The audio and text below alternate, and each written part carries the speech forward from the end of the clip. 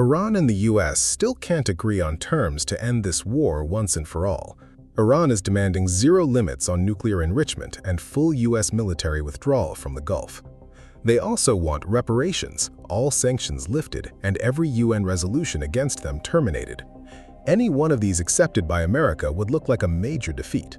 All of them together is unthinkable. But one Iranian demand will reshape the entire world order more than any other demand on that list. Iran wants permanent sovereign control over the Strait of Hormuz, essentially a permanent toll booth. If Iran pulls this off, it won't just change the Middle East, it signals the end of the Pax Americana. Before this war, the idea was completely inconceivable.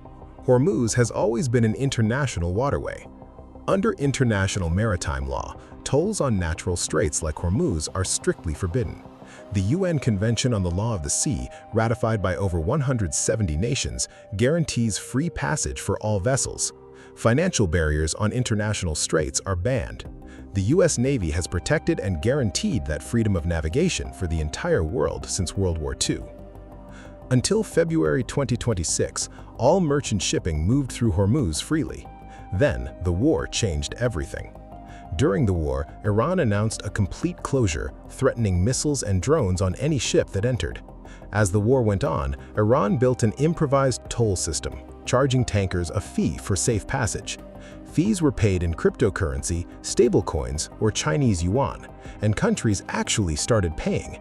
China, Japan, India, Pakistan, Greece, Malaysia, and Egypt all paid Iran. The US couldn't stop them. Pandora's box was opened, and now it may be almost impossible to ever put it back. Iran is now demanding its toll system be made permanent and enshrined as sovereign control over the strait. They want $2 million per vessel, roughly $1 per barrel of oil transiting through Hormuz. Iran has proposed sharing the toll system with Oman, which controls the southern side of the strait. Without Oman's cooperation, ships could simply hug the Omani side and bypass Iran's tolls entirely. Oman has publicly denied seeking any tolls and says it is not cooperating with Iran on this at all. Iran released a new map showing Oman's side of the strait as mined and unsafe, forcing ships towards theirs.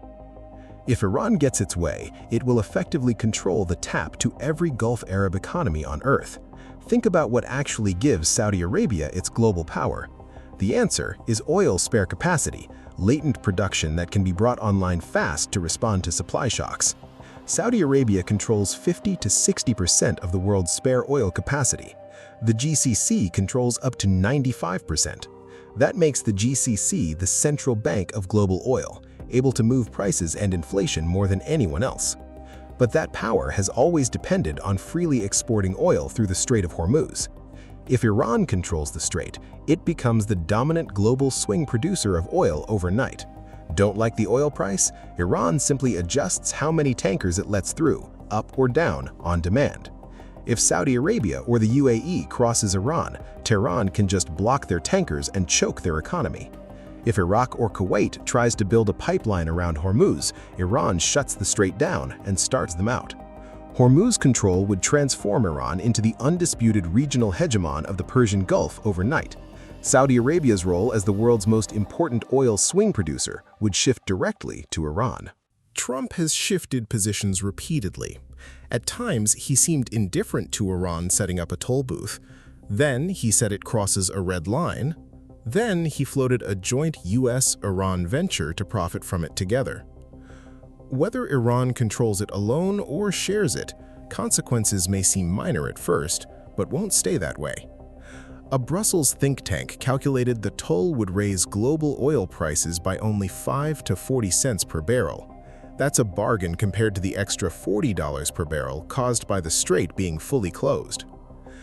Arab Gulf exporters would pay more than 80% of Iran's total toll revenue themselves, collectively costing them between $6 and $14 billion a year. That's painful, but arguably more palatable than the strait staying closed. In just over 1 month of full closure, Gulf states already lost more than $50 billion in exports. Iran would earn billions annually from the toll, money that would almost certainly rebuild its military and breathe new life into its nuclear weapons program and regional proxy forces. Consider how much Egypt earns from the Suez Canal, up to $9 billion a year, charging around $800,000 per supertanker. Panama earns over $5.7 billion annually.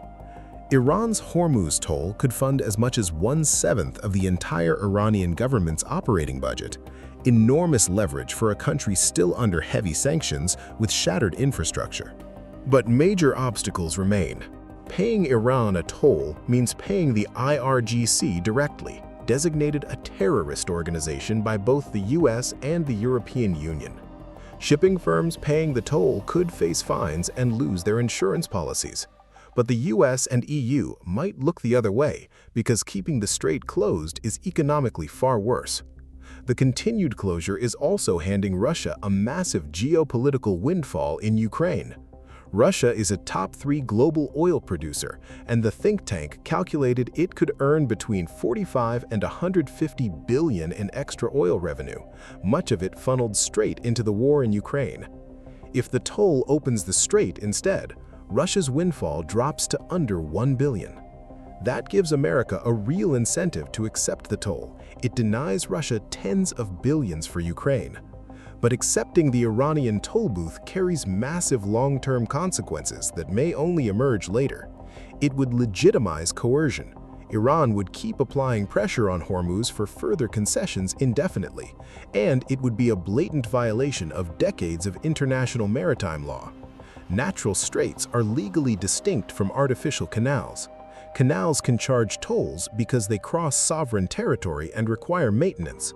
Some point to Turkey as a precedent, but Turkey's system is a grandfathered special arrangement under the 1936 Montreux Convention. Turkey collects tens of thousands per ship. Iran is demanding millions. That's not a fee, that's extortion.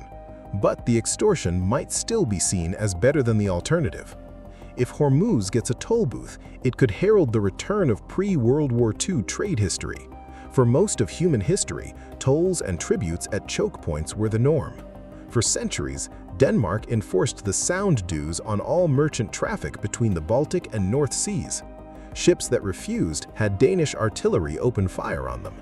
The sound dues made tiny Denmark fabulously wealthy, contributing up to 2/3 of the kingdom's income, but also made it enemies and caused multiple wars. Britain and Russia eventually pressured Denmark into abolishing them only in 1857. Byzantines and Ottomans both enforced Bosphorus tolls for centuries, making Constantinople enormously rich. Portugal forced all non-Christian merchants to buy a pass or be sunk. The Dutch and British East India Companies taxed Malacca and surrounding straits for centuries. Pirates from the Barbary Coast to the Caribbean extracted tributes from ships for generations. Since day one, freedom of navigation has been a core American doctrine. America's first foreign military intervention in 1798 was fought over French interference with U.S. shipping.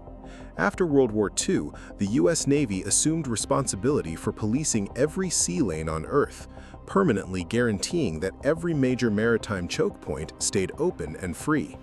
That system enabled globalization, international trade, and the skyrocketing of global wealth since 1945. It allowed every country on Earth to focus on trade instead of building navies to protect their own lanes. Now, if Trump accepts Iran's toll booth, even tacitly, it's the biggest blow to that system in history. America has spent decades carefully building and defending this global order. One decision could unravel it all. If Iran gets a toll booth on Hormuz, why shouldn't Denmark revive the sound dues? Denmark could charge Russia $1 per barrel on the 60% of Russian crude that exits through Danish straits, collecting over 1.3 billion annually, boosting tax revenue by more than 2% without raising taxes on a single citizen. Why would Turkey not find a way to escape the Montreux Convention and charge heavier Bosphorus calls? Why wouldn't countries along the Bab el-Mandab set up their own toll system, especially with the Houthis already there? Would Spain and Morocco consider a toll on Gibraltar? Why not Dover? Why not Malacca? Why wouldn't Canada toll the Northwest Passage, which it already claims as sovereign waters? Why wouldn't the US and Russia eventually toll the Bering Strait as Arctic trade opens up? You can see how one Iranian toll booth on Hormuz cascades into a full return of the age of mercantilism, taxed trade routes, piracy, choke point extortion, everything that gummed up global trade for centuries. That collapse breaks down globalization, slows international trade, and increases poverty worldwide. Nations would be forced to reinvest massively in navies and militaries to secure their own sea lanes again. All of this potentially representing the final end of the Pax Americana era we've taken for granted. It benefits only a few nations who control choke points in the short term at everyone's expense in the long run. A hopeless race to the bottom that will make the entire world poorer, including the nations who started it.